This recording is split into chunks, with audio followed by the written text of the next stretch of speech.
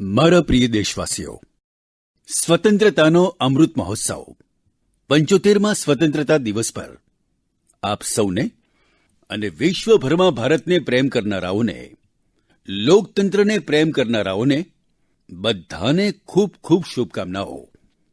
આજે સ્વતંત્રતાના અમૃત મહોત્સવના પાવન પર્વ પર દેશ પોતાના બધા સ્વતંત્રતા સેનાનીઓને રાષ્ટ્ર રક્ષામાં પોતાને દિવસરાત જોડી દેનાર, આહુત કરવાવાળા વીર વીરાંગનાઓને આજે દેશ નમન કરી રહ્યો છે। સ્વતંત્રતાને જન આંદોલન બનાવનારાઓ પૂજ્ય બાપુ હોય અથવા સ્વતંત્રતા માટે પોતાનું સર્વસ્વ ન્યોછાવર કરનારા નેતાજી સુભાષચંદ્ર બોઝ, ભગતસિંહ, ચંદ્રશેખર આઝાદ, બિસ્મલ અને અશફાક ઉલ્લા ખાન જેવા મહાન ક્રાંતિવીર હોય, ઝાંસીની રાણી લક્ષ્મીબાઈ હોય, કિત્તુરના રાણી ચિન્નમ્મા હોય કે પછી રાણી ગાયડિનલ્યુ હોય અથવા આસામમાં માતંગીની હાજરાનું પરાક્રમ હોય, દેશના પહેલા વડાપ્રધાન પંડિત નહેરુજી હોય, દેશને અખંડ રાષ્ટ્રમાં બદલનારા સરદાર વલ્લભભાઈ પટેલ હોય, ભારતના ભવિષ્યની દિશા નિર્ધારિત કરનારા, કેડી નક્કી કરનારા બાબા સાહેબ આંબેડકર સહિત દેશ દરેક વ્યક્તિને, દરેક વ્યક્તિત્વને આજે યાદ કરી રહ્યો છે।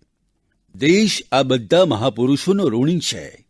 ભારત બહુરત્ના વસુંધરા છે અને ભારતના દરેક ખૂણામાં, દરેક કાળખંડમાં અગણિત લોકોએ, જેમના નામ પણ કદાચ ઇતિહાસના પૃષ્ઠોમાં નહીં હોય, એવા અગણિત લોકોએ આ રાષ્ટ્રને બનાવ્યું પણ છે, આગળ વધાર્યું પણ છે।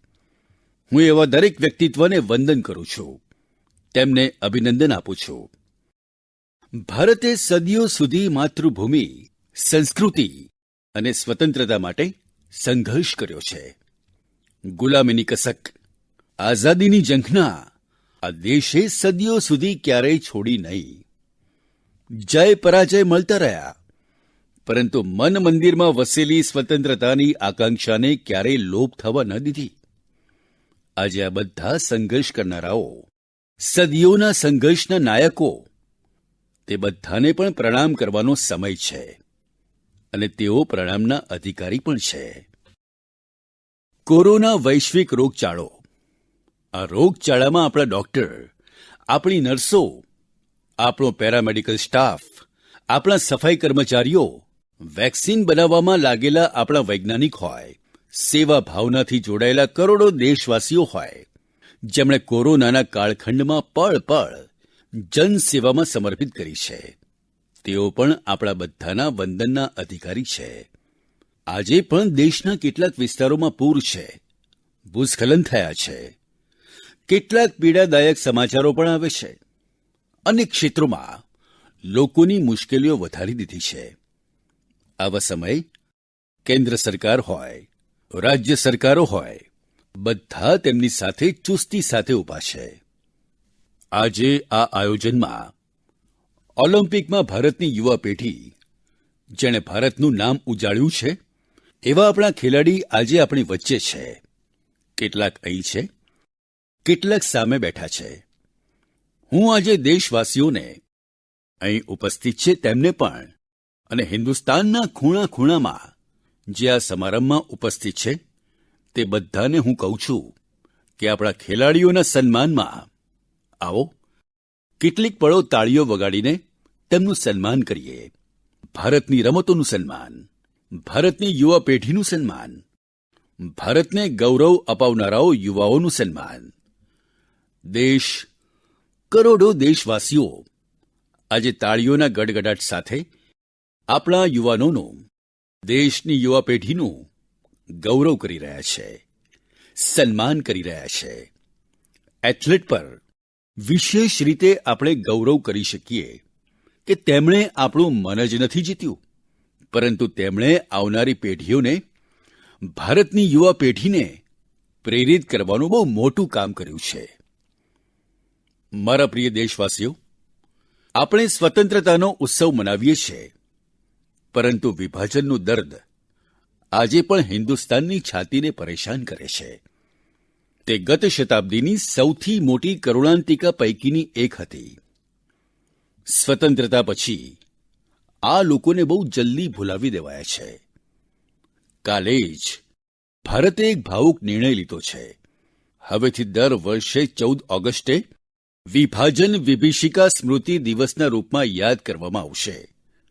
જે લોકો વિભાજનના સમયે અમાનવીય સ્થિતિમાંથી પસાર થયા, જેમણે અત્યાચારો સહ્યા, જેમને સન્માન સાથે અંતિમ સંસ્કાર પણ પ્રાપ્ત ન થયા, તે લોકોનું આપણી સ્મરણોમાં જીવિત રહેવું પણ એટલું જ જરૂરી છે. સ્વતંત્રતાના 75મા દિવસ પર વિભાજન વિભીષિકા સ્મૃતિ દિવસનું નક્કી થવું, આવા લોકોને દરેક ભારતવાસીની તરફથી આદરપૂર્વક શ્રદ્ધાંજલિ છે.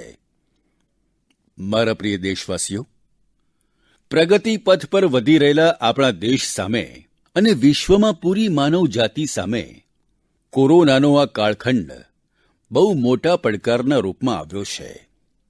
ભારતવાસીઓ ખૂબ જ સંયમ, ખૂબ જ ધૈર્ય, તેની સાથે આ લડાઈને લડી પણ છે. આ લડાઈમાં આપણી સામે અનેક પડકારો હતા, પરંતુ દરેક ક્ષેત્રમાં આપણે દેશવાસીઓએ અસાધારણ ગતિથી કામ કર્યું છે. આપણા વૈજ્ઞાનિકોએ, આપણા ઉદ્યમીઓની તાકાતનું જ એક પરિણામ છે કે ભારતને રસી માટે આજે કોઈ બીજા દેશ પર આપણે નિર્ભર નથી રહેવું પડ્યું. તમે વિચારો, પળ માટે વિચારો, જો ભારત પાસે પોતાની રસી ન હોત તો શું થાત? પોલિયોની રસી પ્રાપ્ત કરવામાં આપણા કેટલા વર્ષો વીતી ગયા હતા. આટલા મોટા સંકટમાં જ્યારે પૂરી દુનિયામાં રોગચાળો હોય, ત્યારે આપણને રસી કેવી રીતે મળત? ભારતને કદાચ મળત કે ન મળત, અને ક્યારે મળત? પરંતુ આજે ગૌરવથી કહી શકીએ છીએ કે દુનિયાનો સૌથી મોટો રસીકરણનો કાર્યક્રમ આપણા દેશમાં ચાલી રહ્યો છે. 54 કરોડથી વધુ લોકો રસીકરણનો ડોઝ મેળવી ચૂક્યા છે. કોવિન જેવી ઓનલાઈન વ્યવસ્થા, ડિજિટલ સર્ટિફિકેટ આપવાની વ્યવસ્થા આજે દુનિયાને આકર્ષિત કરી રહી છે. રોગચાળાના સમયે ભારતે જે રીતે 80 કરોડ દેશવાસીઓને મહિનાઓ સુધી સતત નિઃશુલ્ક અનાજ આપીને તે ગરીબોના ઘરના ચૂલાઓને સળગતા રાખ્યા છે, તે પણ દુનિયા માટે આશ્ચર્ય પણ છે અને ચર્ચાનો વિષય પણ છે. એ વાત સાચી છે કે અન્ય દેશોની સરખામણીમાં ભારતમાં ઓછા લોકો ચેપગ્રસ્ત થયા છે. એ પણ સાચું છે કે દુનિયાના દેશોની જનસંખ્યાની તુલનામાં ભારતમાં આપણે વધુ પ્રમાણમાં આપણા નાગરિકોને બચાવી શક્યા છીએ. પરંતુ એ આપણા માટે પીઠ થપથપાવવાનો વિષય નથી, સંતોષ મેળવીને સૂઈ જવાનો વિષય નથી. કોઈ પડકાર નહોતો એ કહેવું એ આપણા પોતાના વિકાસના આગળના રસ્તાઓને બંધ કરનારી વિચારસરણી બની જશે. દુનિયાના સમૃદ્ધ દેશોની તુલનામાં આપણી વ્યવસ્થાઓ ઓછી છે. વિશ્વની પાસે સમૃદ્ધ દેશો પાસે જે છે તે આપણી પાસે નથી. પરંતુ આ બધા પ્રયાસો છતાં પણ, અને બીજી તરફ આપણે ત્યાં વસ્તી પણ ખૂબ જ ઝાઝી છે. વિશ્વની તુલનામાં બહુ જનસંખ્યા અને જીવનશૈલી પણ કંઈક અલગ જેવી છે. બધા પ્રયાસો પછી પણ કેટલાય લોકોને આપણે બચાવી ન શક્યા, અને બાળકોના માથા પર હાથ ફેરવનારા ચાલ્યા ગયા, તેને વ્હાલ કરનારા, તેમની જીદ પૂરી કરનારા ચાલ્યા ગયા. આ અસહનીય પીડા, આ તકલીફ હંમેશા સાથે રહેશે. મારા પ્રિય દેશવાસીઓ, દરેક દેશની વિકાસ યાત્રામાં એક સમય એવો આવે છે જ્યારે દેશ પોતાને નવેસરથી પરિભાષિત કરે છે, પોતાને નવા સંકલ્પો સાથે આગળ વધારે છે. ભારતની વિકાસ યાત્રામાં પણ આજે તે સમય આવી ગયો છે. 75 વર્ષના અવસરને આપણે એક સમારોહ પૂરતો સીમિત નથી કરવાનો. આપણે નવા સંકલ્પોને આધાર બનાવવાનો છે. નવા સંકલ્પોને લઈને ચાલી નીકળવાનું છે. અહીંથી શરૂ થઈને આગામી 25 વર્ષની યાત્રા, જ્યારે આપણે સ્વતંત્રતાની શતાબ્દી મનાવીશું, નવા ભારતના સર્જનનો આ અમૃતકાળ છે. આ અમૃતકાળમાં આપણા સંકલ્પોની સિદ્ધિ આપણને સ્વતંત્રતાના 100 વર્ષ સુધી લઈ જશે. ગૌરવપૂર્ણ રીતે લઈ જશે. અમૃતકાળનું લક્ષ્ય છે ભારત અને ભારતના નાગરિકો માટે સમૃદ્ધિના નવા શિખરોનું આરોહણ. અમૃતકાળનું લક્ષ્ય છે એક એવા ભારતનું નિર્માણ જ્યાં સુવિધાઓનું સ્તર ગામ અને શહેરને વિભાજિત કરનારું ન હોય.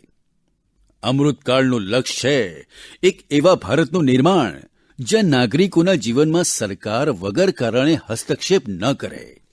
અમૃતકાળનું લક્ષ્ય છે એક એવા ભારતનું નિર્માણ જ્યાં દુનિયાનું દરેક આધુનિક આંતરમાળખું હોય. આપણે કોઈનાથી ઉતરતા ન હોઈએ. આ જ કોટી કોટી દેશવાસીઓનો સંકલ્પ છે. પરંતુ સંકલ્પ ત્યાં સુધી અધૂરો રહે છે જ્યાં સુધી સંકલ્પ સાથે પરિશ્રમ અને પરાક્રમની પરાકાષ્ઠા ન હોય. આથી આપણે આપણા બધા સંકલ્પોને પરિશ્રમ અને પરાક્રમની પરાકાષ્ઠા કરીને સિદ્ધ કરીને જ રહેવાનું છે.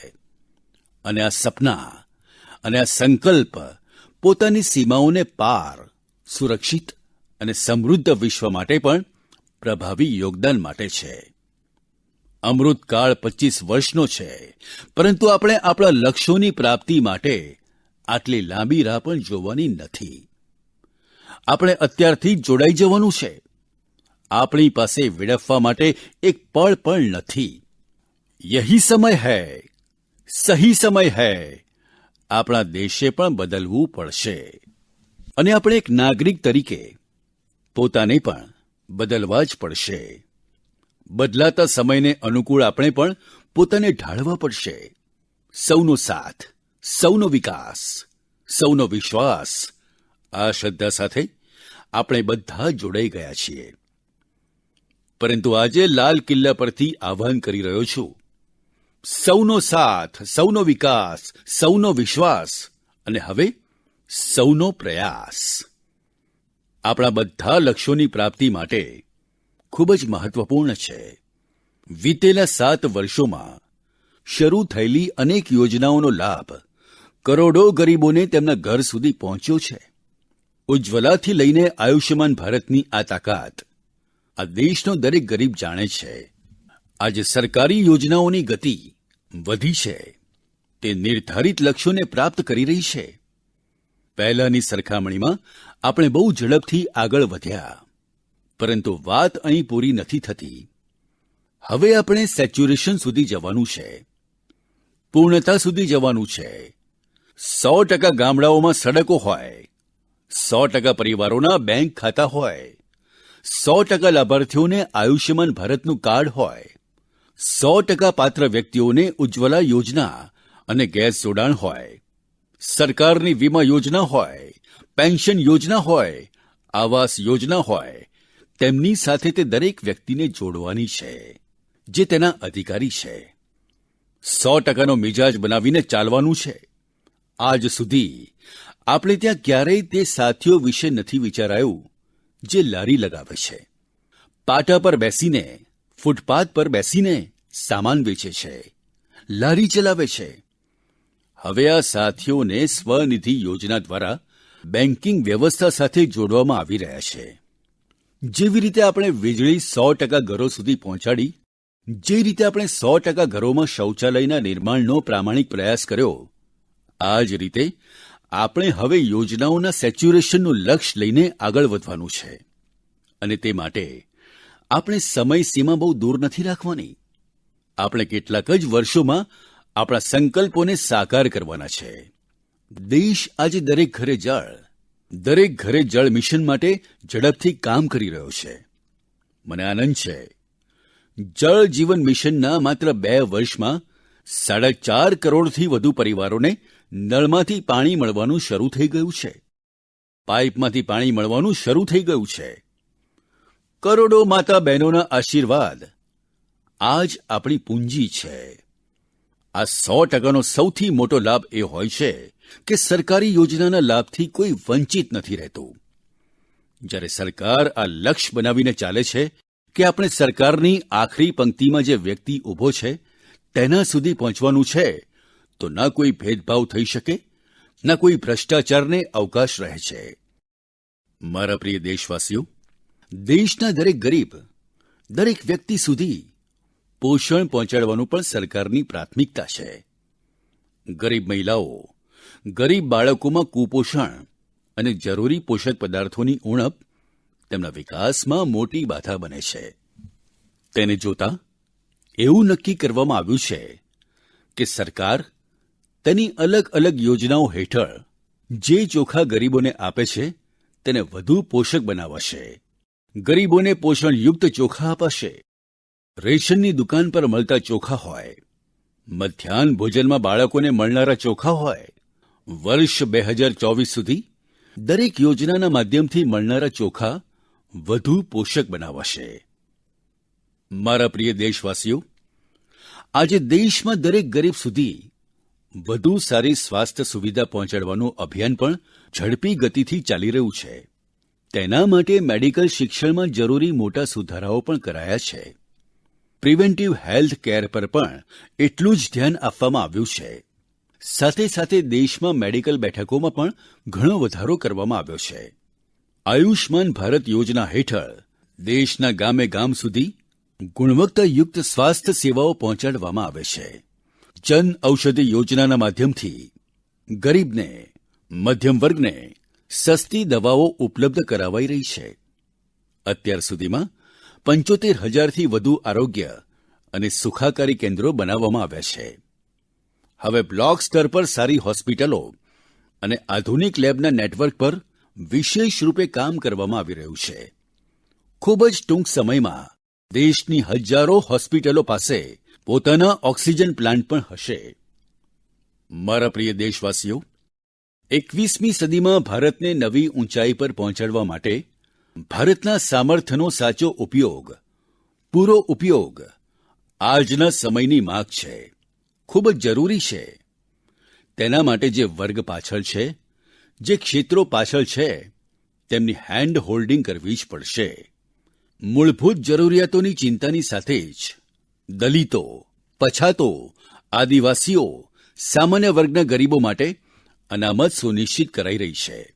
હજુ હમણાં જ મેડિકલ શિક્ષણના ક્ષેત્રમાં ઓલ ઇન્ડિયા કોટામાં ઓબીસી વર્ગને અનામતની વ્યવસ્થા પણ કરવામાં આવી છે. સંસદમાં કાયદો બનાવીને ઓબીસી સાથે જોડાયેલી સૂચિ બનાવવાનો અધિકાર રાજ્યોને આપવામાં આવ્યો છે. મારા પ્રિય દેશવાસીઓ, જે રીતે આપણે સુનિશ્ચિત કરી રહ્યા છીએ કે સમાજની વિકાસ યાત્રામાં કોઈ વ્યક્તિ ન છૂટે, કોઈ વર્ગ ન છૂટે, તે જ રીતે દેશનો કોઈ ભૂભાગ, દેશનો કોઈ ખૂણો પણ પાછળ ન રહી જવો જોઈએ. વિકાસ સર્વાંગી હોવો જોઈએ. વિકાસ સર્વસ્પર્શી હોવો જોઈએ. વિકાસ સર્વસમાવેશક હોવો જોઈએ. દેશના આવા ક્ષેત્રોને આગળ લાવવા માટે ગત 7 વર્ષોમાં જે પ્રયાસો કરવામાં આવ્યા છે, હવે તેમને વધુ ઝડપ આપવાની દિશામાં આપણે આગળ વધી રહ્યા છીએ. આપણું પૂર્વ ભારત, ઈશાન ભારત, જમ્મુ કાશ્મીર, લદ્દાખ સહિત સમગ્ર હિમાચલનું ક્ષેત્ર હોય, આપણો દરિયાઈ કાંઠો હોય કે પછી આદિવાસી અંચલ હોય, તે ભવિષ્યમાં ભારતના વિકાસના, ભારતની વિકાસ યાત્રાના બહુ મોટા આધાર બનવાના છે. આજે ઈશાન ભારતમાં જોડાણનો નવો ઇતિહાસ લખાઈ રહ્યો છે. આ જોડાણ હૃદયોનું પણ છે અને આંતરમાળખાનું પણ છે. ખૂબ જ ટૂંક સમયમાં ઈશાન ભારતના બધા રાજ્યોની રાજધાનીઓને રેલવે સેવા સાથે જોડવાનું કામ પણ પૂરું થવાનું છે. એક્ટ ઈસ્ટ નીતિ હેઠળ આજે ઈશાન ભારત બાંગ્લાદેશ, મ્યાનમાર અને અગ્નિ એશિયા સાથે પણ જોડાઈ રહ્યું છે. વીતેલા વર્ષોમાં જે પ્રયાસો થયા છે, તેના કારણે હવે ઈશાન ભારતમાં સ્થાયી શાંતિ માટે, શ્રેષ્ઠ ભારતના નિર્માણ માટે ઉત્સાહ અને ઘણો વધ્યો છે. ઈશાન ભારત સાથે ત્યાં પર્યટન, સાહસિક રમતગમત, જૈવિક ખેતી, વનસ્પતિ આધારિત દવાઓ, ઓઇલ પામ, તેની સંભાવના બહુ મોટા પ્રમાણમાં છે. આપણે પૂરી રીતે આ સંભાવનાને નિખારવી પડશે. દેશની વિકાસ યાત્રાનો હિસ્સો બનાવવો પડશે. અને આપણે આ કામ અમૃતકાળના કેટલાક દશકોમાં જ પૂરું કરવાનું છે. બધાના સામર્થ્યને ઉચિત અવસર આપવો, આ જ લોકતંત્રની મૂળ ભાવના છે. જમ્મુ હોય કે કાશ્મીર, વિકાસનું સંતુલન હવે જમીન પર દેખાઈ રહ્યું છે. જમ્મુ કાશ્મીરમાં જ પુનર્સીમાંકન પંચની રચના થઈ ગઈ છે. અને ભવિષ્યમાં વિધાનસભા ચૂંટણી માટે પણ તૈયારીઓ ચાલી રહી છે. લદ્દાખ પણ વિકાસની પોતાની અસીમ સંભાવનાઓ તરફ આગળ વધી રહ્યું છે. એક તરફ લદ્દાખ આધુનિક આંતરમાળખાનું નિર્માણ થતાં જોઈ રહ્યું છે, તો બીજી તરફ સિંધુ સેન્ટ્રલ યુનિવર્સિટી લદ્દાખને ઉચ્ચ શિક્ષણનું, હાયર એજ્યુકેશનનું કેન્દ્ર પણ બનાવી રહી છે. 21મી સદીના આ દાયકામાં ભારત બ્લુ ઇકોનોમીના પોતાના પ્રયાસોને વધુ ગતિ આપશે. આપણે એક્વાકલ્ચરની સાથે સાથે સમુદ્રી શૈવાળ, સીવીડની ખેતીમાં જે નવી સંભાવનાઓ બની રહી છે, તે સંભાવનાઓનો પણ પૂરો લાભ ઉઠાવવાનો છે. ઊંડું સમુદ્ર મિશન સમુદ્રની અસીમ સંભાવનાઓને શોધવાની આપણી મહત્વાકાંક્ષાનું પ્રમાણ છે. જે ખનિજ સંપદા સમુદ્રમાં છુપાયેલી છે, જે થર્મલ એનર્જી સમુદ્રના પાણીમાં છે, અને તે દેશના વિકાસને નવી ઊંચાઈ આપી શકે છે. દેશના જે જિલ્લાઓ માટે એમ મનાયું હતું કે તે પાછળ રહી ગયા છે, આપણે તેમની આકાંક્ષાઓને પણ જગાવી છે. દેશમાં 110થી વધુ આકાંક્ષી જિલ્લાઓ એસ્પિરેશનલ ડિસ્ટ્રિક્ટમાં શિક્ષણ, સ્વાસ્થ્ય, પોષણ, સડક, રોજગાર સાથે જોડાયેલી યોજનાઓને પ્રાથમિકતા અપાઈ રહી છે. તેમાંથી અનેક જિલ્લાઓ આપણા આદિવાસી અંચલમાં છે. આપણે આ જિલ્લાઓની વચ્ચે વિકાસની એક તંદુરસ્ત સ્પર્ધાનો એક ઉત્સાહ જન્માવ્યો છે. આ આકાંક્ષી જિલ્લાઓ ભારતના અન્ય જિલ્લાઓની બરાબરી સુધી પહોંચે તે દિશામાં તીવ્ર સ્પર્ધા ચાલી રહી છે. મારા પ્રિય દેશવાસીઓ, અર્થજગતમાં પૂંજીવાદ અને સમાજવાદ તેની ચર્ચા તો બહુ થાય છે, પરંતુ ભારત સહકારવાદ પર પણ બળ આપે છે. સહકારવાદ આપણી પરંપરા અને આપણા સંસ્કારોને પણ અનુકૂળ છે. સહકારવાદ જેમાં જનતા જનાર્દનની સામૂહિક શક્તિનો અર્થવ્યવસ્થાની ચાલક શક્તિના રૂપમાં ડ્રાઇવિંગ ફોર્સ બને, તે દેશના પાયાના અર્થતંત્ર માટે એક મુખ્ય ક્ષેત્ર છે. સહકાર એ માત્ર કાનૂન નિયમોવાળું ઝંઝાળ વ્યવસ્થા નથી, પરંતુ સહકાર એક ભાવના છે. સહકાર એક સંસ્કાર છે. સહકાર એક સામૂહિક ચાલવાની મન પ્રવૃત્તિ છે. તેનું સશક્તિકરણ થાય તેના માટે આપણે અલગ ખાતું બનાવીને આ દિશામાં ડગલું માંડ્યું છે. અને રાજ્યોની અંદર જે સહકારી ક્ષેત્ર છે, તેને જેટલું વધુ બળ આપી શકીએ તે બળ આપવા માટે આપણે આ પગલું ઉઠાવ્યું છે. મારા પ્રિય દેશવાસીઓ, આ દાયકામાં આપણે ગામડાઓમાં નવી અર્થવ્યવસ્થાના નિર્માણ માટે પૂરી શક્તિ લગાડવી પડશે. આજે આપણે આપણા ગામડાઓને ઝડપથી પરિવર્તિત થતા જોઈ રહ્યા છીએ. વીતેલા કેટલાક વર્ષોમાં ગામડાઓ સુધી સડક અને વીજળીની સુવિધાઓને પહોંચાડી શકાઈ નહોતી. તે પૂરો કાળખંડ આપણો રહ્યો. પરંતુ હવે ગામડાઓને ઓપ્ટિકલ ફાઇબર નેટવર્ક ડેટાની તાકાત પહોંચી રહી છે. ઇન્ટરનેટ પહોંચી રહ્યું છે. ગામમાં પણ ડિજિટલ એન્ટરપ્રિન્યોર તૈયાર થઈ રહ્યા છે. ગામડાઓમાં જો આપણી સ્વયં સહાય જૂથો સાથે જોડાયેલી 8 કરોડથી વધુ બહેનો છે, તેઓ એકથી એક ચડિયાતા ઉત્પાદનો બનાવે છે. તેમના ઉત્પાદનોને દેશમાં અને વિદેશમાં મોટું બજાર મળે, તેના માટે હવે સરકાર ઈ-કોમર્સ પ્લેટફોર્મ તૈયાર કરશે. આજે જ્યારે દેશ વોકલ ફોર લોકલના મંત્રની સાથે આગળ વધી રહ્યો છે, તો આ ડિજિટલ પ્લેટફોર્મ મહિલા સ્વયં સહાય જૂથોના ઉત્પાદનોને દેશના દૂર સુદૂર ક્ષેત્રોમાં અને વિદેશોમાં પણ લોકો સાથે જોડશે અને તેનું ફલક બહુ વિસ્તરશે. કોરોના દરમિયાન દેશે ટેકનોલોજીની તાકાત અને આપણા વૈજ્ઞાનિકોનું સામર્થ્ય અને તેમની પ્રતિબદ્ધતાઓને જોઈ છે. દેશના દરેક ક્ષેત્રમાં આપણા વૈજ્ઞાનિકો ખૂબ જ સૂઝબૂઝથી કામ કરી રહ્યા છે. હવે સમય આવી ગયો છે કે આપણે પોતાના કૃષિ ક્ષેત્રમાં પણ વૈજ્ઞાનિકોની ક્ષમતાઓ અને તેમના સૂચનોને પણ આપણા કૃષિ ક્ષેત્રમાં જોડીએ. હવે આપણે વધુ રાહ જોઈ શકીએ નહીં અને આપણે તેનો પૂરો લાભ પણ ઉઠાવવાનો છે. આ દેશને ખાદ્ય સુરક્ષા આપવા સાથે ફળ, શાક અને અનાજનું ઉત્પાદન વધારવામાં બહુ મોટી મદદ મળશે. અને આપણે વિશ્વ સુધી પહોંચવા માટે પોતાને મજબૂતીથી આગળ વધારીશું. આ પ્રયાસો વચ્ચે આપણે કૃષિ ક્ષેત્રના એક મોટા પડકાર સામે ધ્યાન આપવાનું છે. આ પડકાર છે ગામડાના લોકો પાસે ઓછી થઈ રહેલી જમીન. વધતી જતી વસ્તી સાથે પરિવારોમાં જે વિભાજન થઈ રહ્યું છે, તેના કારણે ખેડૂતોની જમીન નાનીથી નાની થતી જઈ રહી છે. દેશના 80%થી વધુ ખેડૂતો એવા છે જેમની પાસે 2 હેક્ટરથી પણ ઓછી જમીન છે. 2 હેક્ટરથી પણ ઓછી. પહેલા દેશમાં જે નીતિઓ હતી અને આપણે જોઈએ 100માંથી 80 ખેડૂતો, તેમની પાસે 2 હેક્ટરથી પણ ઓછી જમીન. અર્થાત દેશનો ખેડૂત એક પ્રકારે નાનો ખેડૂત છે. પહેલા દેશમાં જે નીતિઓ બની તેમાં નાના ખેડૂતોને જેટલી પ્રાથમિકતા આપવી જોઈતી હતી, તેમના પર જેટલું ધ્યાન આપવું જોઈતું હતું, તે રહી ગયું. હવે દેશમાં આ નાના ખેડૂતોને ધ્યાનમાં રાખતા કૃષિ સુધાર કરવામાં આવી રહ્યા છે. નિર્ણય લેવામાં આવી રહ્યા છે.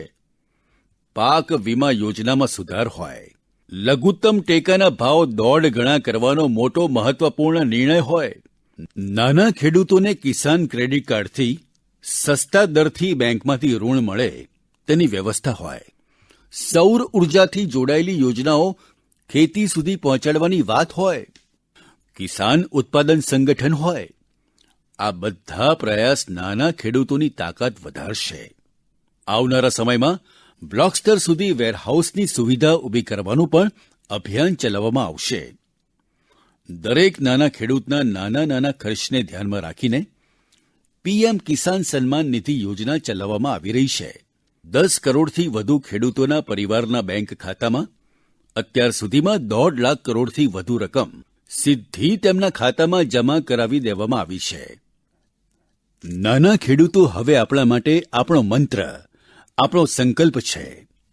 નાના ખેડૂત દેશનું ગૌરવ બને એ આપણું સપનું છે. આગામી વર્ષોમાં આપણે દેશના નાના ખેડૂતોની સામૂહિક શક્તિને વધારવી પડશે.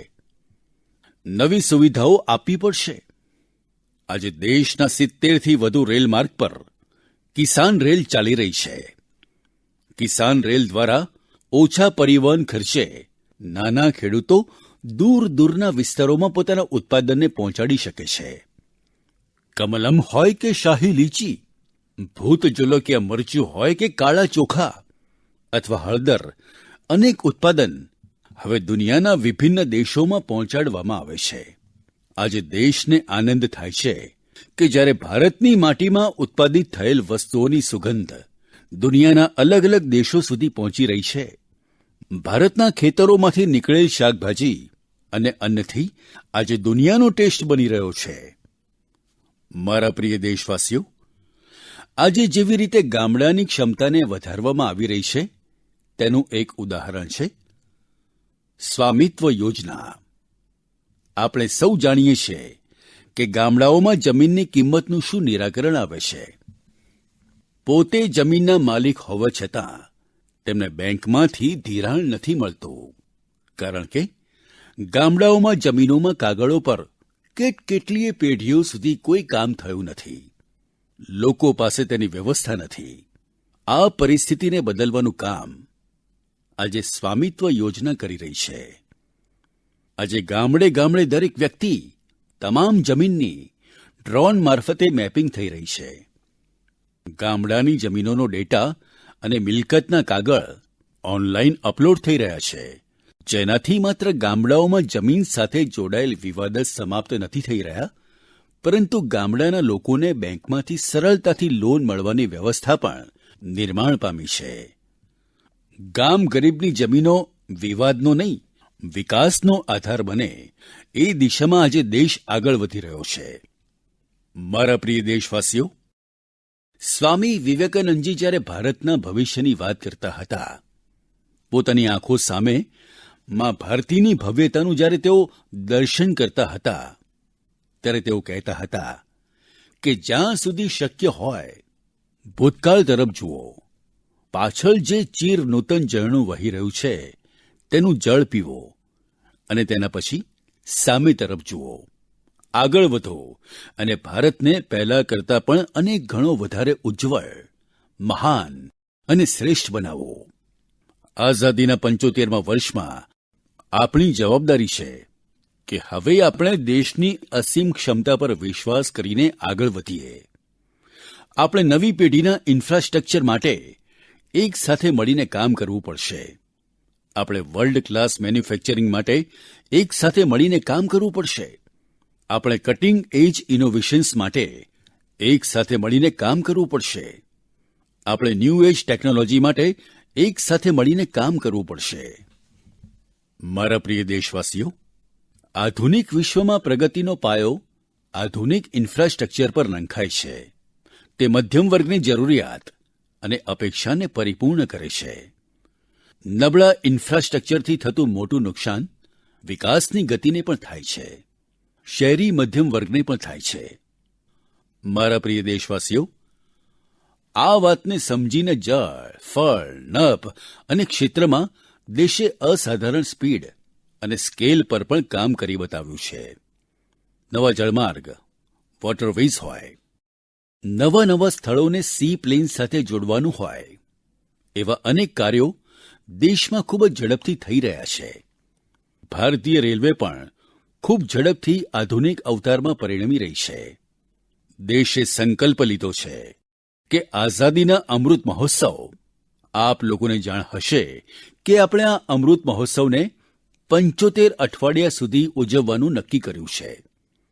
12 માર્ચથી ઉજવણી શરૂ થઈ છે, જે 15 ઓગસ્ટ 2023 સુધી ચાલશે.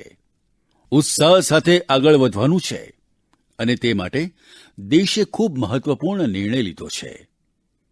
આઝાદીના અમૃત મહોત્સવના આ 75 અઠવાડિયામાં 75 વંદે ભારત ટ્રેન વડે દેશના દરેક ખૂણાને એકબીજા સાથે જોડવામાં આવશે.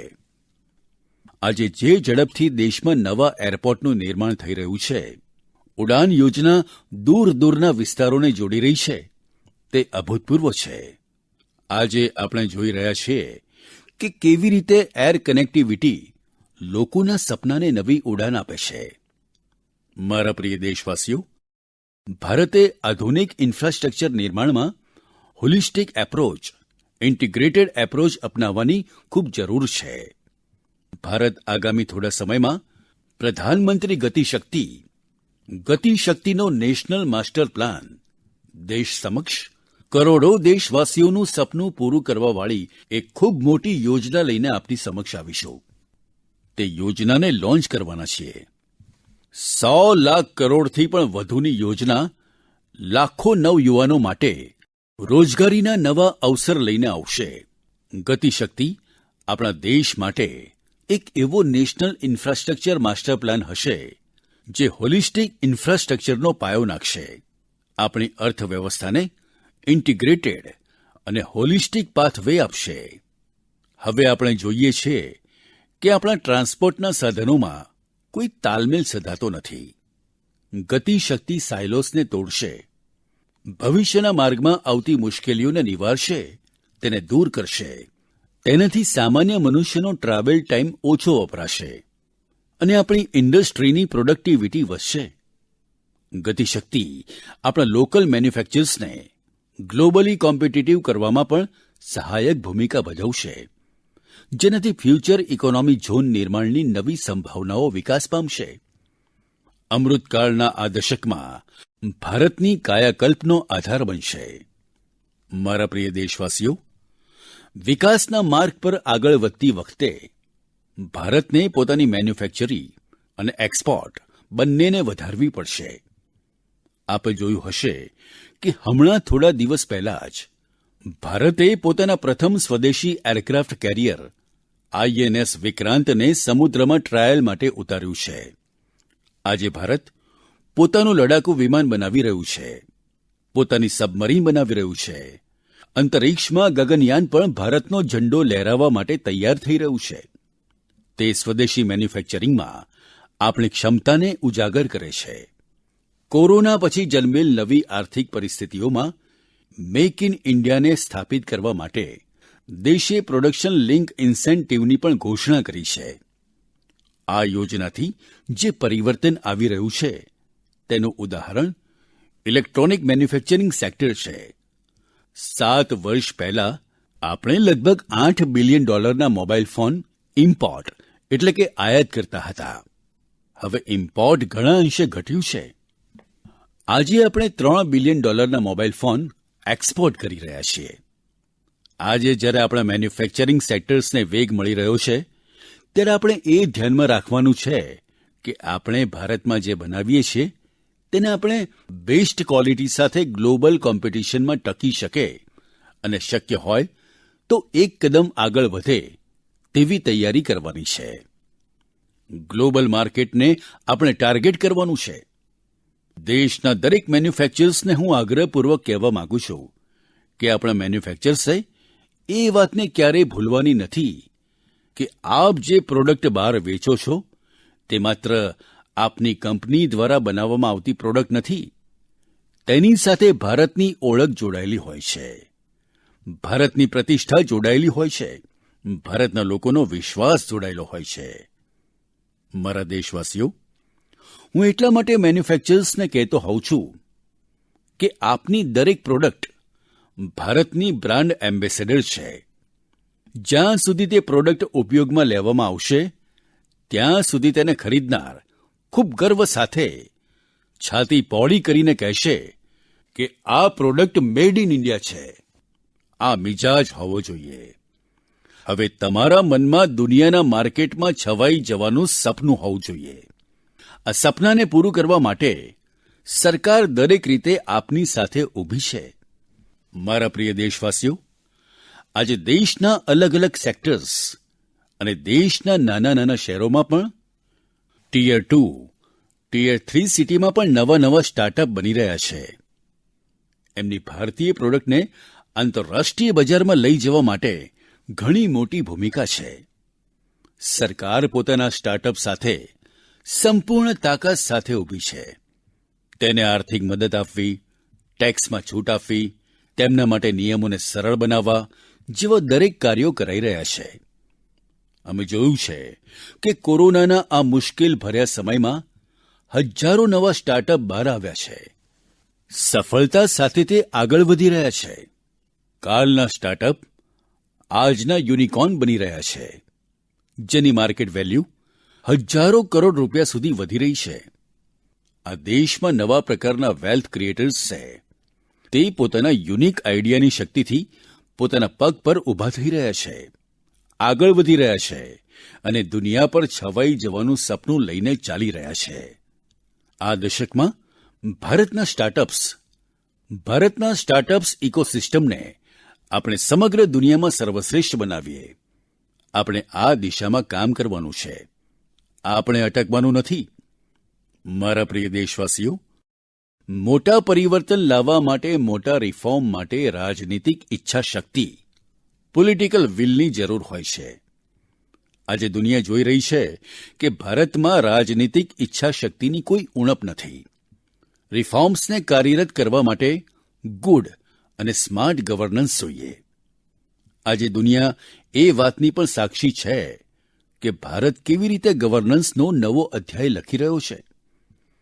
અમૃતકાળના આ દશકમાં આપણે નેક્સ્ટ જનરેશન રિફોર્મ્સ માટે અને તેમાં પણ આપણી પ્રાથમિકતા હશે જનતાને જે કંઈ મળવું જોઈએ, જે સર્વિસ ડિલિવરી છે તે લાસ્ટ માઇલ સુધી, લાસ્ટ વ્યક્તિ સુધી સીમલેસલી, કોઈ પણ મુશ્કેલીઓ વગર તેના સુધી પહોંચે, તેમજ દેશના સમગ્ર વિકાસ માટે લોકોના જીવનમાં સરકાર અને સરકારી પ્રક્રિયાઓની કારણ વગરની ચંચુપાતને સમાપ્ત કરવી જ પડશે.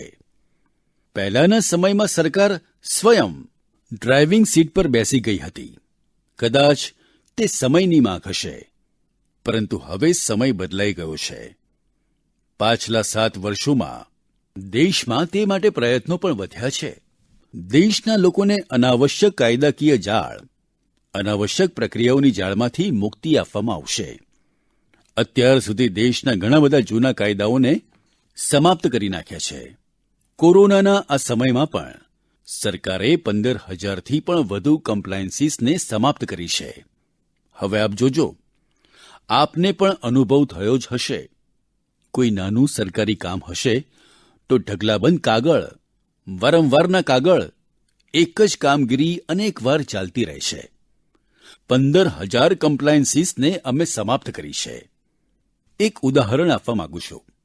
તમે વિચારો, 200 વર્ષ પહેલા, એટલે કે 1857 કરતાં પણ પહેલાથી આપણે ત્યાં એક કાયદો ચાલતો હતો, જેના કારણે દેશની જનતાને મેપિંગ એટલે કે નકશો બનાવવાની સ્વતંત્રતા નહોતી. હવે વિચાર કરો, 1857થી કાયદો ચાલી રહ્યો છે. નકશો બનાવવો છે તો સરકારને પૂછો. નકશો કોઈ પુસ્તકમાં પ્રકાશિત કરવો છે તો સરકારને પૂછો. નકશો ખોવાઈ જાય તો તેમાં ધરપકડની પણ જોગવાઈ છે. આજે દરેક ફોનમાં મેપની એપ છે. સેટેલાઇટની એટલી તાકાત છે કે આવા કાયદાને માથે લઈને ચાલીશું તો દેશને કેવી રીતે આગળ વધારીશું? કમ્પ્લાયન્સીસનો આ બોજો ઉતારવો ખૂબ જરૂરી છે. મેપિંગની વાત હોય, સ્પેસની વાત હોય, ઇન્ફોર્મેશન ટેકનોલોજીની વાત હોય, બીપીઓની વાત હોય, જેવી રીતે અનેક સેક્ટર્સમાં રેગ્યુલેશનને અમે સમાપ્ત કરી દીધું છે. મારા પ્રિય દેશવાસીઓ, કારણ વગરના કાયદાના બંધનમાંથી મુક્તિ ઇઝ ઓફ લિવિંગની સાથોસાથ ઇઝ ઓફ ડુઇંગ બિઝનેસ બંને માટે ખૂબ જરૂરી છે. આપણા દેશના ઉદ્યોગ અને વેપાર આજે આ પરિવર્તનને અનુભવી રહ્યા છે. આજે ડઝનબંધ શ્રમ કાયદા માત્ર 4 કોડમાં સમાઈ ચૂક્યા છે. ટેક્સ સાથે જોડાયેલી વ્યવસ્થાને પણ હવે સરળ અને ફેશલેસ કરાઈ છે. આ પ્રકારના રિફોર્મ્સ માત્ર સરકાર સુધી સીમિત ન રહે, પરંતુ ગ્રામ પંચાયત અને નગર નિગમો, નગરપાલિકાઓ સુધી પહોંચે, તે માટે દેશની દરેક વ્યવસ્થાએ મળીને કામ કરવું પડશે. હું આજે આહ્વાન કરી રહ્યો છું અને ખૂબ આગ્રહપૂર્વક કરી રહ્યો છું. કેન્દ્ર હોય કે રાજ્ય, દરેક વિભાગોને હું કહી રહ્યો છું, દરેક સરકારી કચેરીઓને હું કહી રહ્યો છું કે પોતાને ત્યાં નિયમો અને પ્રક્રિયાની સમીક્ષાનું અભિયાન ચલાવો. તે દરેક નિયમ, તે દરેક પ્રક્રિયા જે દેશના લોકોની સામે બાધા બનીને, બોજ બનીને ઊભી છે, તેને આપણે દૂર કરવી જ પડશે. મને ખબર છે કે જે 70-75 વર્ષોમાં જમા થયું છે તે એક દિવસમાં અથવા એક વર્ષમાં નહીં જઈ શકે, પરંતુ મન બનાવીને કાર્ય શરૂ કરીશું તો આપણે તે જરૂર કરી શકીશું. મારા પ્રિય દેશવાસીઓ, આ વિચાર સાથે સરકારે બ્યુરોક્રેસીમાં પીપલ સેન્ટ્રિક એપ્રોચ વધારવા માટે, એફિશિયન્સી વધારવા માટે સરકારે મિશન કર્મયોગી અને કેપેસિટી બિલ્ડિંગ કમિશનની પણ શરૂઆત કરી છે. મારા પ્રિય દેશવાસીઓ, કૌશલ અને સામર્થ્યથી યુક્ત, પોતાની માટી માટે કંઈક કરી ચૂકવાની ભાવનાથી યુક્ત નવયુવાનોને તૈયાર કરવા માટે ખૂબ મોટી ભૂમિકા કાર્ય કરે છે. તે ભૂમિકા આપણી શિક્ષણની હોય છે, આપણી શિક્ષણ વ્યવસ્થાની હોય છે, આપણી શિક્ષણ પરંપરાની હોય છે. આજે દેશની પાસે 21મી સદીની પેઢીની જરૂરિયાતોને પૂર્ણ કરવાવાળી નવી રાષ્ટ્રીય શિક્ષા નીતિ પણ છે. હવે આપણા બાળકો ન તો કૌશલની ઉણપને કારણે રોકાશે, ન તો ભાષાની સીમામાં બંધાશે. દુર્ભાગ્યવશ આપણા દેશમાં ભાષાને લઈને ખૂબ મોટું વિભાજન ઉદ્ભવ્યું છે. ભાષાના કારણે આપણે દેશના ખૂબ મોટા ટેલેન્ટને પાંજરામાં પૂરી દીધી છે. માતૃભાષામાં કાબેલ લોકો મળી શકે છે. માતૃભાષામાં અભ્યાસ કરી રહેલ લોકો આગળ વધશે તો તેમનો આત્મવિશ્વાસ ખૂબ વધશે. જ્યારે ગરીબની દીકરી, ગરીબનો દીકરો માતૃભાષામાં અભ્યાસ કરીને પ્રોફેશનલ્સ બનશે, ત્યારે તેમના સામર્થ્ય સાથે ન્યાય થશે. નવી રાષ્ટ્રીય શિક્ષા નીતિમાં ગરીબાઈ વિરુદ્ધ લડાઈનું સાધન ભાષા છે, એવું હું માનું છું. નવી રાષ્ટ્રીય શિક્ષા નીતિ પણ એક પ્રકારે ગરીબી સામે લડાઈની વિરુદ્ધ મોટું સાધન બનીને કામ આવશે. ગરીબી સામે લડાઈ જીતવાનો આધાર પણ માતૃભાષા જ છે. માતૃભાષાની પ્રતિષ્ઠા છે, માતૃભાષાનું મહત્વ છે. દેશે જોયું છે અને આપણે અનુભવ પણ કરી રહ્યા છીએ કે રમતગમતના મેદાનમાં ભાષા અવરોધરૂપ ન બની અને તેનું પરિણામ જોયું કે આપણા યુવાનો ખીલવા લાગ્યા છે, રમી રહ્યા છે અને ખીલી ઉઠ્યા છે. અને આવું અદ્દલ જીવનના અન્ય મેદાનોમાં પણ થશે. નવી રાષ્ટ્રીય શિક્ષા નીતિની એક વધુ વિશેષ વાત એ છે કે તેમાં સ્પોર્ટ્સને એક્સ્ટ્રા કરિક્યુલમ એક્ટિવિટીની જગ્યાએ મેઇન સ્ટ્રીમ અભ્યાસનો ભાગ બનાવ્યો છે. જીવનને આગળ વધારવા માટે જે પણ પ્રભાવકારક માધ્યમ છે તેમાં એક સ્પોર્ટ્સ પણ છે. જીવનમાં સંપૂર્ણતા માટે જીવનમાં રમતગમતનું હોવું, સ્પોર્ટ્સનું હોવું અતિ આવશ્યક છે. એક સમય હતો જ્યારે રમતગમતને મુખ્ય ધારા સમજવામાં નહોતી આવતી. માતા પિતા પણ બાળકોને કહેતા હતા કે રમતા જ રહેશો તો જીવન બરબાદ કરી દેશો. પરંતુ હવે દેશમાં ફિટનેસને લઈને, સ્પોર્ટ્સને લઈને જાગૃતિ આવી છે. આ વખતે ઓલિમ્પિકમાં પણ આ બદલાવને આપણે જોયો છે, આપણે અનુભવ્યો છે. આ બદલાવ આપણા દેશ માટે ખૂબ મોટો ટર્નિંગ પોઈન્ટ છે. એટલા માટે આજે દેશમાં રમતગમતમાં ટેલેન્ટ, ટેકનોલોજી અને પ્રોફેશનલિઝમ લાવવા માટે અભિયાન ચાલી રહ્યું છે. આ દશકમાં આપણે તેને વધુ ઝડપી અને વિસ્તૃત બનાવવાનું છે. દેશ માટે ગૌરવની વાત છે કે શિક્ષણ હોય કે રમતગમત, બોર્ડ્સના પરિણામ હોય કે ઓલિમ્પિકનું મેદાન, આપણી દીકરીઓ આજે અભૂતપૂર્વ પ્રદર્શન કરી રહી છે. આજે ભારતની દીકરીઓ પોતાની સ્પેસ લેવા માટે આતુર છે. આપણે સુનિશ્ચિત કરવાનું છે કે દરેક કેરિયર અને કાર્યક્ષેત્રમાં મહિલાઓની સમાન સહભાગિતા હોય. આપણે સુનિશ્ચિત કરવાનું છે કે સડકથી લઈને વર્કપ્લેસ સુધી મહિલાઓમાં સુરક્ષાની અનુભૂતિ હોય, સન્માનનો ભાવ હોય. એ માટે દેશના શાસન પ્રશાસને, પોલીસ અને ન્યાય વ્યવસ્થાએ, જનતાએ પોતાની 100% જવાબદારી નિભાવવાની છે. આ સંકલ્પને આપણે આઝાદીના 75 વર્ષનો સંકલ્પ બનાવવાનો છે. આજે હું દેશના નાગરિકો સાથે એક ખુશી વહેંચી રહ્યો છું. મને લાખો દીકરીઓના સંદેશ મળતા હતા કે તે પણ સૈનિક સ્કૂલમાં અભ્યાસ કરવા માંગે છે. તેમના માટે પણ સૈનિક સ્કૂલોના દરવાજા ખોલવામાં આવે. 2-2.5 વર્ષ પહેલા મિઝોરમના સૈનિક સ્કૂલમાં પ્રથમ વખત દીકરીનો પ્રવેશ આપવાનો અમે એક નાનો પ્રયોગ પ્રારંભ્યો હતો.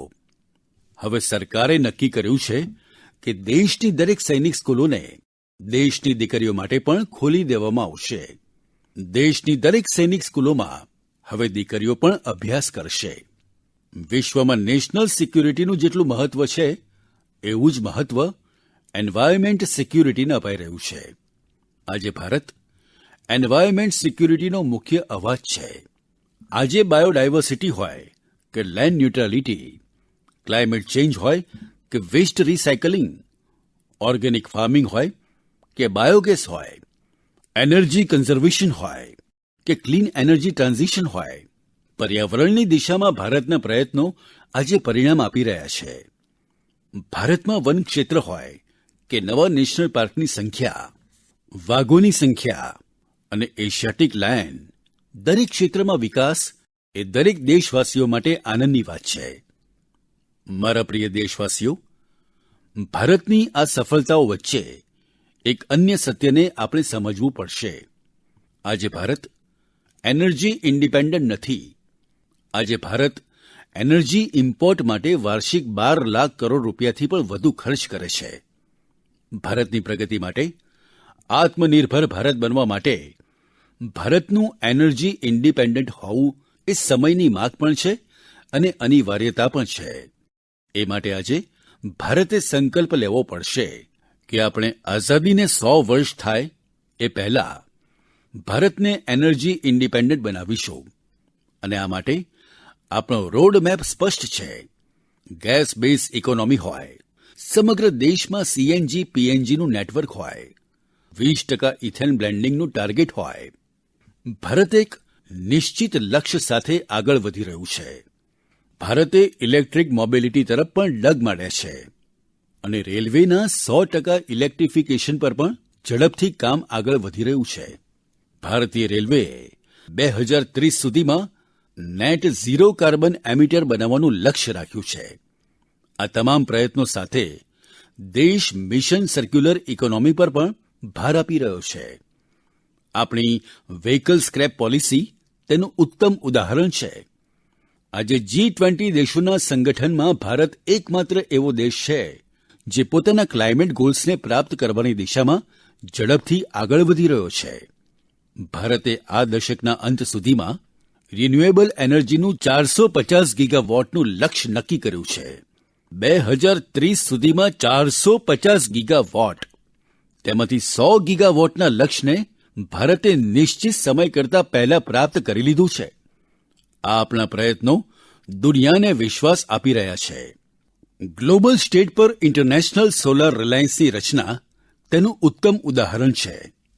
ભારત આજે જે પણ કાર્ય કરી રહ્યું છે તેમાં સૌથી મોટું લક્ષ્ય છે જે ભારતને ક્લાઇમેટ જમ્પ આપવાનો છે. ક્લાઇમેટના ક્ષેત્રમાં ક્વોન્ટમ જમ્પ આપવાનું છે તે ગ્રીન હાઇડ્રોજનનું ક્ષેત્ર છે. ગ્રીન હાઇડ્રોજન ક્ષેત્રમાં લક્ષ્યની પ્રાપ્તિ માટે હું આજે આ ત્રિરંગાની સાક્ષીએ નેશનલ હાઇડ્રોજન મિશનની જાહેરાત કરું છું. અમૃતકાળમાં આપણે ભારતને ગ્રીન હાઇડ્રોજનના પ્રોડક્શન અને એક્સપોર્ટ માટેનું ગ્લોબલ હબ બનાવવાનું છે. તે ઊર્જાના ક્ષેત્રમાં ભારતની નવી પ્રગતિ છે. તેને આત્મનિર્ભર બનાવશે અને સમગ્ર વિશ્વમાં ક્લીન એનર્જી ટ્રાન્ઝિશનની નવી પ્રેરણા પણ બનશે. ગ્રીન ગ્રોથથી ગ્રીન જોબની અવનવી તક આપણા યુવાઓ માટે, આપણા સ્ટાર્ટઅપ માટે રાહ જોઈ રહી છે. મારા પ્રિય દેશવાસીઓ, 21મી સદીનું આજનું ભારત ઉમદા લક્ષ્ય ઘડવા અને તેને પામવા માટેનું સામર્થ્ય રાખે છે. આજે ભારત તે વિષયોને પણ હલ કરી રહ્યો છે જેના નિરાકરણ માટે દશકોથી, સદીઓથી રાહ જોવાઈ રહી હતી. આર્ટિકલ 370ને બદલવાનો ઐતિહાસિક નિર્ણય હોય, દેશને ટેક્સના જાળામાંથી મુક્ત કરવાવાળી જીએસટીની વ્યવસ્થા હોય, આપણા ફૌજી સાથીઓ માટે વન રેન્ક વન પેન્શનનો નિર્ણય હોય, રામ જન્મભૂમિ કેસનું શાંતિપૂર્વક સમાધાન જેવા નિર્ણયોને આપણે પાછલા થોડા વર્ષોમાં સાચા થતા જોયા છે. ત્રિપુરામાં દશકો પછી બ્રો રિયાંગ સમાધાન હોય, ઓબીસી કમિશનને બંધારણીય હોદ્દા આપવાના હોય, અથવા તો જમ્મુ કાશ્મીરમાં આઝાદી બાદ પ્રથમ વખત બીડીસી અને ડીડીસી ચૂંટણી હોય, ભારતની સંકલ્પ શક્તિ અવિરતપણે સિદ્ધ કરી રહી છે. આજે કોરોનાના આ સમયમાં ભારતમાં રેકોર્ડ વિદેશી રોકાણ આવી રહ્યું છે. ભારતનું વિદેશી નાણાં ભંડોળ પણ અત્યાર સુધીના સૌથી ઊંચા સ્તર પર છે. સર્જિકલ સ્ટ્રાઇક અને એર સ્ટ્રાઇક કરીને ભારતે દેશના દુશ્મનોને નવા ભારતની ક્ષમતાનો સંદેશ પણ આપી દીધો છે. તે જણાવે છે કે ભારત બદલાઈ રહ્યું છે, ભારત બદલાઈ શકે છે. ભારત આકરાથી અતિ આકરા નિર્ણયો પણ લઈ શકે છે અને મક્કમ નિર્ણય લેવામાં પણ ભારત અચકાતું નથી, રોકાતું નથી. મારા પ્રિય દેશવાસીઓ, સેકન્ડ વર્લ્ડ વોર બાદ, દ્વિતીય વિશ્વયુદ્ધ બાદ વૈશ્વિક સંબંધોનું સ્વરૂપ બદલાઈ ગયું છે. કોરોના બાદ પણ પોસ્ટ કોરોના નવા વર્લ્ડ ઓર્ડરની સંભાવના છે. કોરોના દરમિયાન દુનિયાએ ભારતના પ્રયત્નોને જોયા અને વખાણ્યા પણ છે. આજે દુનિયા ભારતને એક નવી દ્રષ્ટિથી જોઈ રહી છે. આ દ્રષ્ટિના મહત્વના બે પાસા છે. એક આતંકવાદ અને બીજો વિસ્તારવાદ. ભારત આ બંને પડકાર સામે લડી રહ્યો છે અને ખૂબ ચુસ્ત રીતે, ખૂબ હિંમત સાથે જવાબ પણ આપી રહ્યો છે. ભારત પોતાની જવાબદારીઓને સરસ રીતે નિભાવી શકે તે માટે આપણી સુરક્ષા તૈયારીઓએ પણ એટલું જ મક્કમ રહેવું પડશે. સુરક્ષાના ક્ષેત્રમાં દેશને આત્મનિર્ભર બનાવવા, ભારતીયો, ભારતની કંપનીઓને પ્રોત્સાહિત કરવા માટે, આપણા મહેનતુ ઉદ્યોગ સાહસિકોને નવી તક ઉપલબ્ધ કરાવવા માટે આપણા પ્રયત્નો નિરંતર ચાલી રહ્યા છે. હું દેશને વિશ્વાસ અપાવું છું કે દેશની સુરક્ષા માટે જોડાયેલી આપણી સેનાઓના હાથ મજબૂત બનાવવા માટે આપણે કોઈ કસર બાકી નહીં રાખીએ. મારા પ્રિય દેશવાસીઓ, આજે દેશના મહાન વિચારક શ્રી અરવિંદની જન્મજયંતિ પણ છે. 2022ના વર્ષમાં તેમની 150મી જન્મજયંતિનો ઉત્સવ છે. શ્રી અરવિંદ ભારતના ઉજ્જવળ ભવિષ્ય માટે સ્વપ્નદ્રષ્ટા હતા. તેઓ કહેતા હતા કે આપણે એટલા શક્તિશાળી બનવાનું છે કે જેટલા આપણે પહેલા ક્યારેય નહોતા. આપણે આપણી આદતો બદલવી પડશે. એક નવા હૃદય સાથે આપણને ફરીથી જાગૃત કરવા પડશે. શ્રી અરવિંદની આ વાત આપણને આપણા કર્તવ્યોની યાદ અપાવે છે. એક નાગરિક તરીકે, એક સમાજ તરીકે આપણે દેશને શું આપી રહ્યા છીએ એ પણ આપણે વિચારવું પડશે. આપણે હંમેશા અધિકારોને મહત્વ આપ્યું છે. તે સમયે તેની જરૂરિયાત પણ હતી. પરંતુ હવે આપણે કર્તવ્યોને સર્વોપરી બનાવવાના છે, સર્વોપરી રાખવાના છે. જે સંકલ્પોનું બીડું આજે દેશે ઉપાડ્યું છે તેને પૂરું કરવા માટે દરેક નાગરિકે જોડાવાનું છે. દરેક દેશવાસીઓએ તેને ઓન કરવા પડશે. દેશે જળ સંરક્ષણ અભિયાન શરૂ કર્યું છે, તો આપણી જવાબદારી છે કે પાણી બચાવવાને આપણી આદત સાથે જોડીએ. દેશ ડિજિટલાઇઝેશન પર પણ ભાર આપી રહ્યો છે, તો આપણી જવાબદારી છે કે આપણે કેશની લેવડ-દેવડ શક્ય એટલી ઓછી કરીએ. દેશે વોકલ ફોર લોકલનું અભિયાન શરૂ કર્યું છે, તો આપણી જવાબદારી છે કે શક્ય એટલા વધુ સ્થાનિક ઉત્પાદનો ખરીદીએ. દેશે પ્લાસ્ટિક મુક્ત ભારતની જે કલ્પના કરી છે, ત્યારે આપણી જવાબદારી છે કે સિંગલ યુઝ પ્લાસ્ટિકનો ઉપયોગ સંપૂર્ણપણે અટકાવીએ. આ આપણી જવાબદારીઓ છે કે નદીમાં ગંદકી ના ફેંકીએ, આપણા સમુદ્રોના કિનારાઓને સ્વચ્છ રાખીએ. આપણે સ્વચ્છ ભારત મિશનને પણ એક નવા પડાવ પર પહોંચાડવાનો છે. આજે જ્યારે દેશ આઝાદીના 75 વર્ષ નિમિત્તે આઝાદીના અમૃત મહોત્સવની ઉજવણી કરી રહ્યો છે, ત્યારે આપણે આ આયોજન સાથે જોડાવાનું છે, ઉત્સાહપૂર્વક ભાગ લેવાનો છે, સંકલ્પોને વારંવાર જાગૃત કરવાના છે. આ આપણા સૌની જવાબદારી છે. આપણા સ્વતંત્રતા સંગ્રામને ધ્યાનમાં રાખીને જે પણ કરીશું, જે પણ અમૃતના બિંદુની જેમ અવશ્ય પવિત્ર હશે. અને અસંખ્ય ભારતીયોના આ પ્રયત્નોથી બનેલ અમૃત કુંભ આગામી વર્ષો માટે પ્રેરણા બનીને આપણો ઉત્સાહ વધારશે. મારા પ્રિય દેશવાસીઓ, હું ભવિષ્ય દ્રષ્ટા નથી. હું કર્મના ફળ પર વિશ્વાસ રાખું છું. મારો વિશ્વાસ છે મારા દેશના યુવાનો પર. મારો વિશ્વાસ છે મારા દેશની બહેનો પર, દેશની દીકરીઓ પર, દેશના ખેડૂતો પર, દેશના પ્રોફેશનલ્સ પર. આ કેન ડુ જનરેશન છે. તે દરેક લક્ષ્યને પ્રાપ્ત કરી શકે છે. મને વિશ્વાસ છે કે જ્યારે 2047 આઝાદીનો સ્વર્ણિમ મહોત્સવ, આઝાદીના 100 વર્ષ થશે, જે પણ પ્રધાનમંત્રી હશે, આજથી 25 વર્ષ પછી જે પણ પ્રધાનમંત્રી હશે, તેઓ રાષ્ટ્રધ્વજ લહેરાવતા હશે, તો હું આજે વિશ્વાસ સાથે કહું છું કે તેઓ પોતાના ભાષણમાં જે સિદ્ધિઓનું વર્ણન કરશે, તે સિદ્ધિઓ એ જ હશે જેનો આજે દેશ સંકલ્પ કરી રહ્યો છે. આ મારો વિજયનો વિશ્વાસ છે. આજે જે પણ હું સંકલ્પ રૂપમાં બોલી રહ્યો છું, તે 25 વર્ષ બાદ પણ જે કોઈ પણ રાષ્ટ્રધ્વજ લહેરાવતા હશે, તેઓ સિદ્ધિના રૂપમાં બોલશે. દેશ સિદ્ધિના રૂપમાં તેમનું ગૌરવ ગાન કરતો હશે. જેઓ આજે દેશના યુવાનો છે, તેઓ એ સમયે પણ જોઈ શકશે કે દેશે કેવી રીતે આ કમાલ કરી બતાવ્યો. 21મી સદીમાં ભારતના સપના અને આકાંક્ષાઓને પૂર્ણ કરવા માટે કોઈ પણ બાધા હવે આપણને રોકી નહીં શકે. આપણી તાકાત આપણી જીવંતતા છે. આપણી તાકાત આપણી એકજૂથતા છે. આપણી પ્રાણશક્તિ રાષ્ટ્ર પ્રથમ, સદૈવ પ્રથમની ભાવના છે. આ સમય છે એક સાથે સપના જોવાનો. આ સમય છે એક સાથે સંકલ્પ કરવાનો. આ સમય છે એક સાથે પ્રયત્નો કરવાનો. અને આ સમય છે આપણે વિજય તરફ આગળ વધીએ. અને એટલા માટે કહું છું, यही समय है, यही समय है, सही समय है, भारत का अनमोल समय है. यही समय है, सही समय है, भारत का अनमोल समय है. असंख्य भुजाओं की शक्ति है, असंख्य भुजाओं की शक्ति है. हर तरफ देश की भक्ति है. असंख्य भुजाओं की शक्ति है, हर तरफ देश की भक्ति है। तुम उठो तिरंगा लहरा दो, तुम उठो तिरंगा लहरा दो, भारत के भाग्य को फहरा दो, भारत के भाग्य को फहरा दो।